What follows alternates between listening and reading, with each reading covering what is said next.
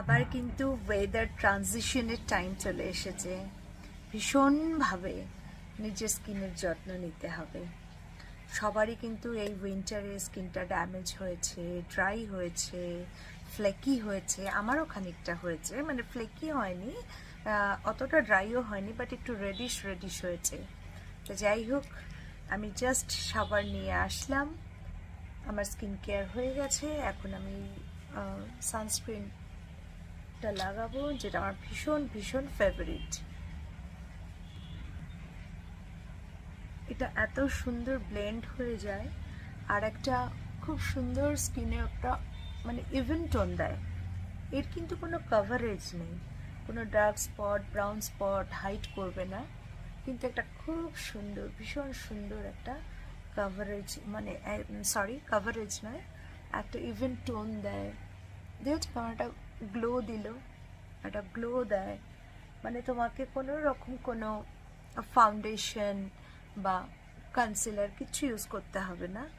Just এই tinted সানস্ক্রিনটা dot and কির ইউজ করো,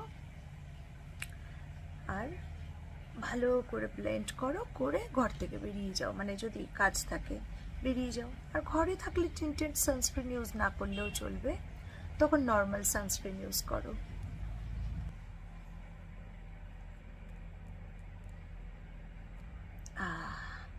এটা আমার ভীষণ পছন্দ, মানে এটা উইন্টারে সামারে দুটো সিজনেই এত ভালো, ভীষণই ভালো লাগে।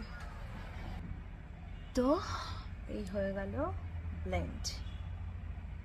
বিশাল কিছু কিন্তু এটা করে না, কিন্তু এটা ভীষণ সুন্দর একটা একটা কীরকম সুন্দর একটা গ্লো দিচ্ছে, দেখেছো?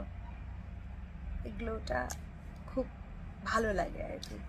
সবসময় তো ওরকম হাই কভারেজ ফাউন্ডেশন বা অন্য ধরনের ধরো কনসিলার, এগুলো তো সবসময় স্কিনে অ্যাপ্লাই করে চলাটা ঠিক ভালো লাগে না, উচিতও না আর কি। তাই জন্য এটা একটা খুব সুন্দর। আর আমাকে একটু জানাও তো, কি কোথার থেকে আমাকে দেখছো, তাদের সেখানকার ওয়েদার কীরকম। আমাদের এখানে কিন্তু ঠান্ডাটা একটু কমেছে, কিন্তু এখনও যথেষ্ট আছে, বাট স্টিল যে মানে মাঝখানে একদম এক্সট্রিম হয়ে গেছিলো, সেটা এখন একটু কমেছে। তোমাদের ওখানে ওয়েদার কীরকম, ঠান্ডা কতটা, একটু জানিও।